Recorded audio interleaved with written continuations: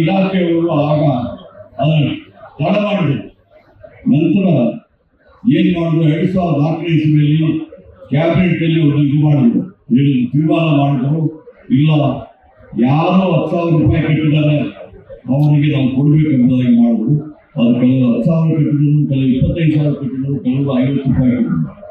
ಮೊನ್ನೆ ಕ್ಯಾಬಿನೆಟ್ ಅಲ್ಲಿ ನಾವು ಅದಕ್ಕೆ ತೀರ್ಮಾನ ತಗೊಂಡಿದ್ವಿ. 2023 ಸೆಪ್ಟೆಂಬರ್ ವರೆಗೆ ಯಾರು ಅಪ್ಲಿಕೇಶನ್ ಹಾಕಿದ್ದಾರೆ ಅವ್ರಿಗೆಲ್ಲ ರಿನ್ಯೂವಲ್ಸ್ ಮಾಡಲಿಕ್ಕೆ ಮಾಡಿದೀವಿ. ಬಟ್ ಒಂದೇ ಒಂದು ತೀರ್ಮಾನ ಮಾಡಿದೀವಿ, 500 ಮೀಟರ್ ಒಳಗಡೆ ಅಂದ್ರೆ ನಮ್ಮ ಲೈನ್ 500 ಮೀಟರ್ ಒಳಗಡೆ ಇದ್ರೆ ಲೈನಿಂದಲೇ ಕೊಡ್ತೀವಿ ಮಾತು ಹೇಳಿದ್ವಿ. ಲೈನ್ ಹೊರಗಡೆ ಇದ್ರೆ ಕುಸುಲ್ ಬಿ ಅಂದ್ರೆ ಸೋಲಾರ್ ಪಂಪ್ಸೆಟ್ ಕೊಡ್ತೀವಿ ಮಾತು ಹೇಳಿದ್ವಿ. ಅದು ಸಮೇತ 80% ಸಬ್ಸಿಡಿ ಕೊಡ್ತೀವಿ. ಇವತ್ತು ರೈತರು ಬರೀ ಬೋರ್ವೆಲ್ ಆಗ್ತದೆ. ಮೊದಲು ಅವರು ಮೋಟರ್ ಅವರೇ ಪರ್ಚೇಸ್ ಮಾಡ್ತಾ ಇದ್ದಾರೆ, ಈಗ ನಾವು ಕೊಡ್ತೀವಿ. ಇವತ್ತು ಆ ಸ್ವಿಚ್ ಬೋರ್ಡ್ ನಾವೇ ಕೊಡ್ತೀವಿ, ಅದಕ್ಕೆ ಏನು ಕೇಬಲ್ ಆಗಲಿ ಪೈಪ್ ಆಗಲಿ ನಾವೇ ಕೊಡ್ತೀವಿ. ನೀವು 20% ಕೊಟ್ಟರೆ ಸಾಕು. ಆ 20% ಅಲ್ಲಿ ಸಮೇತ ನೀವು ಎಷ್ಟು ದುಡ್ಡು ಕಟ್ಟಿದ್ರ ಅದನ್ನ ನಾವು ಅದ್ರ ನಿಮ್ಮ ಅಕೌಂಟಲ್ಲಿ ಕೊಡ್ತೀವಿ ಮಾತನ್ನು ಹೇಳಿದ್ವಿ. ಈಗಾಗಲೇ ನೀವು ಆಸ್ತಿಗೆ ಆಗ್ಬೋದು ಸುಮಾರು 4.5 ಲಕ್ಷದಲ್ಲಿ ಈಗಾಗಲೇ 2 ಲಕ್ಷ ನಾವು ರೆಗ್ಯುಲೈಸ್ ಮಾಡಬೇಕು. ಇನ್ನೊಂದು ಏನು ನಿಮಗೆ ಈ 2,500 ಮೀಟರ್ ಒಳಗಡೆ ಇಷ್ಟಿದ್ದಾರೆ, ಹೊರಗಡೆ ಎಷ್ಟಿದೆ ಅಂತ ಕೇಳ್ಬಿಟ್ರೆ ಬರೀ 2,500. ಕರ್ನಾಟಕದಲ್ಲಿ ಈ 500 ಮೀಟರ್ ಹೊರಗಡೆ ಇರೋದು ಬರೀ 2,500 ಪಂಚಾಯತ್ ಮಾತ್ರ ಇದೆ.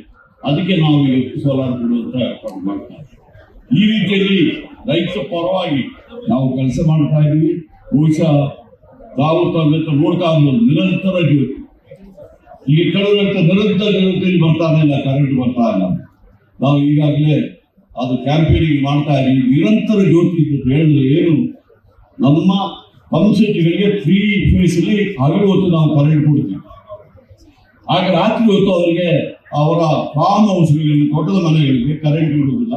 ನಮ್ಮ ಮಕ್ಕಳಿಗೆಲ್ಲ ತೊಂದರೆ ಆಗ್ತಾ ಇದೆ ಅಂತ ಹೇಳಿ ನಾವು ಈಗಾಗಲೇ ನಮ್ಮ MLA ಆಗಿರ್ಬೋದು, ಮಂತ್ರಿಗಳು ಹೇಳಿದ ಪ್ರಕಾರ ನಾವು ಈಗಾಗಲೇ ಆರ್ಡರ್ ಕೊಡ್ತೀವಿ. ಅದು ಏನಿದ್ರೆ ಬರೀ ಲೈಟ್ ಮಾತ್ರ ಆನ್ ಮಾಡುವುದರಲ್ಲಿ ಅದನ್ನು ಕೆಲವರು ಮಾತ್ರ ಏನ್ ಮಾಡ್ತಾರೆ ಅಂತಂದ್ರೆ ಅದನ್ನ ಒಂದು ಕನ್ವರ್ಟರ್ ಇನ್ನೊಂದು ಮಾಡಿಬಿಟ್ಟು ಅದನ್ನೇ 3 ಫೇಸ್ ಮಾಡಿಬಿಟ್ಟು ಇರಿಗೇಷನ್ ಪಂಪ್ಸೆಟ್ ಸ್ಟಾರ್ಟ್ ಮಾಡ್ತಾರೆ. ನಮ್ಮ ಇಂಜಿನಿಯರಿಂಗ್ ಏನ್ ಮಾಡಿದ್ದಾರೆ, ಯಾರ ಹತ್ರ ಮಾಡಿದ್ರೆ ಏನಿರಲೇ ಕರೆಂಟ್ ಹೋಗ್ಬಿಡ್ತಾರೆ. ಈಗ ಅದಕ್ಕೆ ಕೆಲವರು ಏನ್ ಮಾಡ್ತಾರೆ, ನಮ್ಮ ಮನೆಯಲ್ಲಿ ಕರೆಂಟೇ ಇಲ್ಲ, ಕರೆಂಟ್ ಶಾರ್ಟೇಜ್. ಅದಕ್ಕೆ ನಾವು ಏನ್ ಹೇಳ್ತಾ ಇದೀವಿ, ದಯವಿಟ್ಟು ಆ ನಿರಂತರ ಜ್ಯೋತಿಯಲ್ಲಿ ಬರೋದ್ರಲ್ಲಿ ನೀವು 3 ಫೇಸ್ ಆನ್ ಮಾಡಲಿಕ್ಕೆ ಹೋಗ್ಬೇಡಿ ಎಂಬ ಒಂದು ಮನವಿಯನ್ನು ಎಲ್ಲರಿಗೂ ನಾವು ಮಾಡಿ ಈಗ ಮಾಡ್ತಾರೆ. ಈಗ ಮೊನ್ನೆ ಈ ಗ್ಯಾರಂಟಿ ಪ್ರೋಗ್ರಾಮ್ ಇತ್ತಲ್ಲ, ನಾನು ಎಲ್ಲ ಕಡೆ ಹೋಗುವಾಗ ನಮ್ಮ ಮಾಧ್ಯಮದವರು ಒಂದು ಪ್ರಶ್ನೆ ಕೇಳ್ತಾರೆ, ಏನು ಸರ್ ಗ್ಯಾರಂಟಿ ಪ್ರೋಗ್ರಾಮು ಗೃಹಲಕ್ಷ್ಮಿ ದುಡ್ಡು ಬರಲಿಲ್ಲ, 2 ತಿಂಗಳಾಗಿದೆ 3 ತಿಂಗಳಾಗಿದೆ ಅಂತ ಹೇಳ್ತಾರೆ. ಗೃಹಲಕ್ಷ್ಮಿ ನನಗೆ ಸಂಬಂಧಪಟ್ಟಿದ್ದಲ್ಲ, ಅದು ಆ ಮಿನಿಸ್ಟ್ರಿಯವರು. ಆದರೂ ಇವರು ಬಿಡೋದಲ್ಲ, ನನ್ನ ನಿಲ್ಲಿಸಿಬಿಟ್ಟು ಅದನ್ನೇ ಕೇಳಿದ್ರು. ನಾನು ಹೇಳಿದೆ, ಇದು ಈ ತಿಂಗಳಿಗೆ 1ನೇ ತಾರೀಕಿಗೆ ಕೊಡಬೇಕು, 31ನೇ ತಾರೀಕು ಕೊಡಬೇಕು ಗೊತ್ತಿಲ್ಲ. ಅದು ಯಾರಾದ್ರೂ ಕೆಲಸ ಮಾಡಿದ್ರೆ ಅವ್ರಿಗೆ ಸಂಬಳ, ನಮ್ಮ ಈ ಇಲಾಖೆಯವರಿಗೆಲ್ಲ ಸಂಬಳ 1ನೇ ತಾರೀಕು ಬರ್ತೀವಿ. ಇಲ್ಲಿ ನಾವು ಒಂದು 55ರಿಂದ 60 ಸಾವಿರ ಕೋಟಿ ರೂಪಾಯಿ ಕೊಡ್ತಾ ಇದ್ದೀವಿ. ನಮ್ಮ ಮುಖ್ಯಮಂತ್ರಿಯವರು ಈಗಾಗಲೇ ಹೇಳಿದ್ದಾರೆ, ಎಲ್ಲ ಮಾಧ್ಯಮ ಮುಂದೆ ಹೇಳಿದ್ದಾರೆ, ಎಲ್ಲದಕ್ಕೂ ನಾವು ಬಡ್ಜೆಟ್ ಅಲ್ಲಿ ಪ್ರೊವಿಷನ್ ಮಾಡ್ತೀವಿ. ಸ್ವಲ್ಪ ಡಿಲೇ ಆದರೂ ಸಮೇತ ಎಲ್ಲರಿಗೂ ಸಮೇತ ಕೊಡುವಂತ ಕೆಲಸ ಮಾಡ್ತೀವಿ. ಅವ್ರು ಹೇಳಿದ್ರು ಸಮೇತ ಕೂಡ ನನ್ನನ್ನು ಕೇಳ್ತಾರೆ. ನಾನು ಅದನ್ನೇ ಹೇಳಿದ್ದೀನಿ, ಮುಖ್ಯಮಂತ್ರಿಗಳು ಹೇಳಿದ್ದಾರೆ, ಅದನ್ನ ಮಾಡ್ತಾರೆ. ನಿಮಗೆ ಮತ್ತೆ ಹೆಚ್ಚಿಗೆ ಬೇಕಾದ್ರೆ ನೀವು ಸಂಬಂಧಪಟ್ಟ ಮಂತ್ರಿಗಳನ್ನ ಕೇಳಿದ್ದಕ್ಕೆ ಬಿಟ್ರೆ ಇವತ್ತು ಐಡ್ಲೈನ್ ಹಾಕಿದ್ದಾರೆ, ಏನು ನಾವು ಸಂಬಳ ಕೊಡ್ತಾರೆ.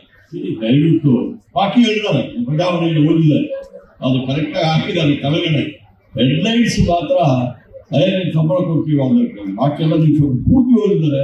ನಾನು ಏನು ಹೇಳಿದೆ ಅಂತ ನಿಮಗೆ ಅರ್ಥ ಆಗ್ತದೆ. ನಾನು ಇವತ್ತೊಂದು ಪ್ರಶ್ನೆ ಕೇಳ್ತೀನಿ ನಿಮ್ಮನ್ನು. ಈ ಬಿಜೆಪಿಯವರು ಏನ್ ಮಾಡ್ತಿದ್ದಾರೆ, ಅವರ ಆಂತರಿಕ ಕಲಹ, ಅವರ ಕಲಹ ಇದಕ್ಕೆ ಬಂದಿದೆ, ಬೀದಿಗೆ ಬಂದಿದೆ. ನಮ್ಮವ್ರು ಯಾರಾದ್ರೂ ಒಬ್ಬರು ಸ್ಟೇಟ್ಮೆಂಟ್ ಹೇಳೋದು ಅದನ್ನೇ ದೊಡ್ಡದು ಮಾಡಿ ಇವತ್ತು ಅವ್ರು ರಾಜ್ಯಾಧ್ಯಕ್ಷರಾಗಲಿ ಇನ್ನೊಬ್ಬರಾಗಲಿ ಈಗ ಓಪನ್ ಆಗಿ ಸ್ಟೇಟ್ಮೆಂಟ್ ಕೊಟ್ಟು ಓಡಾಡ್ತಾರೆ. ಅವ್ರನ್ನ ಏನ್ ತಪ್ಪು ಮಾಡ್ತಿದ್ದಾರೆ, ಅವ್ರ ಕೊಳ್ಕನೆ ಮುಚ್ಚಲಿಕ್ಕೆ ನಮ್ಮ ಮೇಲೆ ಈ ತರ ಆರೋಪ ಮಾಡ್ತಿರಲ್ಲ ಎಂಬ ಮಾತನ್ನು ಈ ಸಂದರ್ಭದಲ್ಲಿ ಕೇಳಿ ದಯವಿಟ್ಟು ನಾನೊಂದು ಮಾತು ಕೇಳ್ತೀನಿ. ನಿರ್ಮಲಾ ಸೀತಾರಾಮನ್ ಅವರು ಯಾವ ರಾಜ್ಯದಿಂದ ರಾಜ್ಯಸಭಾ ಸದಸ್ಯರಾಗಿದ್ದಾರೆ? ಕರ್ನಾಟಕದಿಂದ ಆಗಿದ್ದಾರೆ.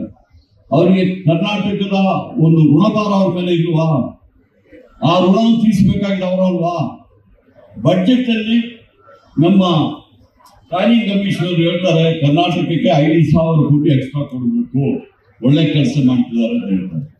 ಆದರೆ ನಮ್ಮ ಭದ್ರಾ ಇದಕ್ಕೂ ಸಮೇತ ಬಜೆಟ್ ಅಲ್ಲಿ ಹೇಳಿದ್ದಾರೆ 5,000 ಕೋಟಿ ರೂಪಾಯಿ ಅದಕ್ಕೆ ಕೊಡ್ತೀವಿ.